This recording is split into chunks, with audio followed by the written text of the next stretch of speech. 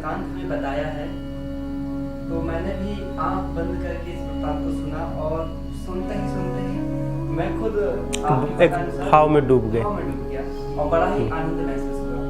तो गुरुदेव, जब मैंने देखा कि मैं यहाँ बैठे बैठे आनंद महसूस कर लिया, एक मेरे मन में एक जिज्ञासा उत्पन्न हुई कि हर योनि देहधारी है, पर मनुष्य प्राणी की आत्मा का देवलोक में गमन होता है, जबकि हर जीव जगत में रहता है। कुत्ता भी है, बिल्ली भी है, सर्प भी है, बिच्छू आदि सभी जीव है।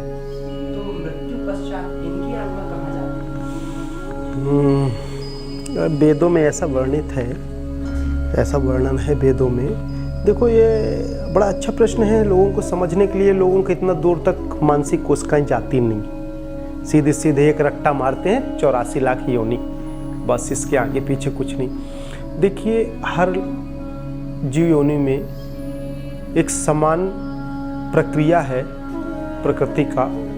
जीवन यापन, भूख, भोजन, भोग, विलास,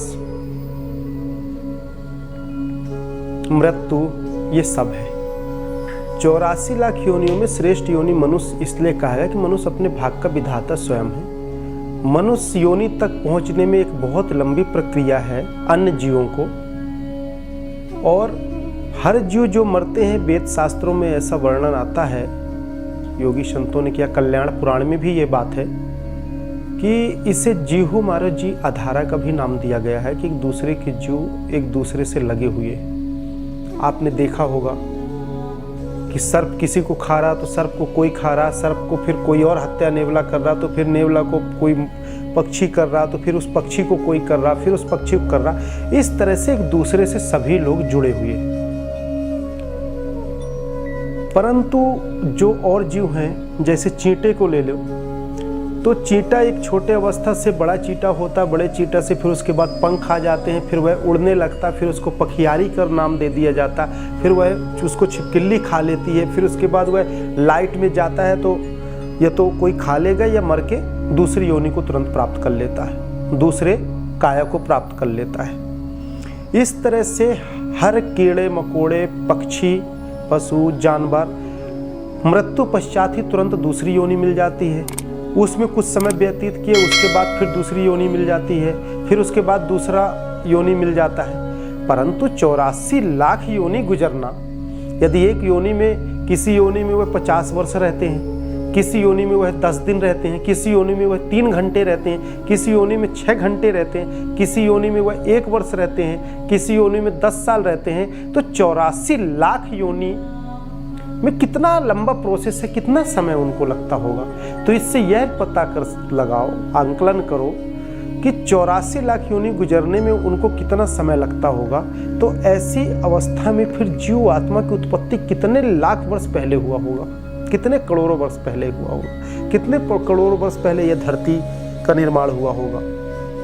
फिर जल में भी रहने वाली योनि है, धरती के नीचे रहने वाले भी जीव आत्माएं, सभी जगह आत्मा भिन्न भिन्न रूपों में है, परंतु आत्म चेतना, आत्म ऊर्जा, आत्म काया को समझने के लिए, और जब काफ़ी लंबा प्रोसेस गुजरने के बाद हम कुत्ता, बिल्ली, शेर आदि बनते बनते आते हैं गौलोक में, गौ योनि में। तो गौ योनि के बाद फिर हमें मनुष्य योनि की उपाधि और वह योग संयोग बनता है। मनुष्य योनि में आने के बाद हम हमारे साथ अंतर ऊर्जा, अनुभूति, भूत वर्तमान भविष्य को समझने की, गलतियों को सुधारने की, कई जन्मों की एक प्राकृतिक का जो प्रोसेस है अन्य योनियों में, उससे छुटकारा पाने का, भगवान से मिलन का, इस प्रकृति के रहस्य को समझने का, कर्म की दुनिया में हम मनुष्य प्राणी बनकर आते हैं। फिर हम चाहें तो कर्म करते करते हम मरे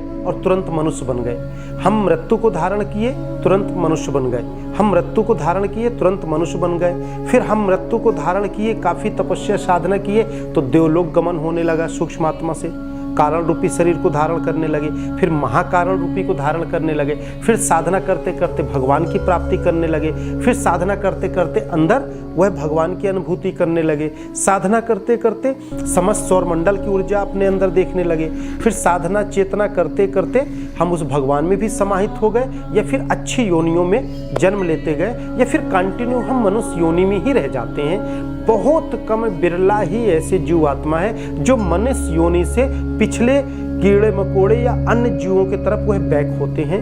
मतलब 100% में 10-5% मान के चलो। तो इसलिए मनुष्य अपने भाग्य का विधाता स्वयं है। मनुष्य अपने बिगड़े हुए भाग्य को बना सकता है। मनुष्य एक भटकता हुआ भगवान है, भटकता हुआ देवत्व है। इसीलिए ब्रह्म की अनुभूति या ब्रह्म आत्मा जीव आत्मा सब में होता है, पर उसकी उपमा श्रेष्ठ मनुष्य को दी गई है। भीष्म पितामह के दृष्टांत आता है महाभारत में कि वह कुछ जीव योनियों को ऐसे मारा, ऐसे छेड़ा, जिस कारण 6 महीने तक शेषशैया में लेटे रहे। मैं मूल में जाना चाहता हूँ, इसलिए मैं उसे विस्तार में नहीं ले रहा हूँ। ऐसे कई लोगों के साथ दृष्टांत है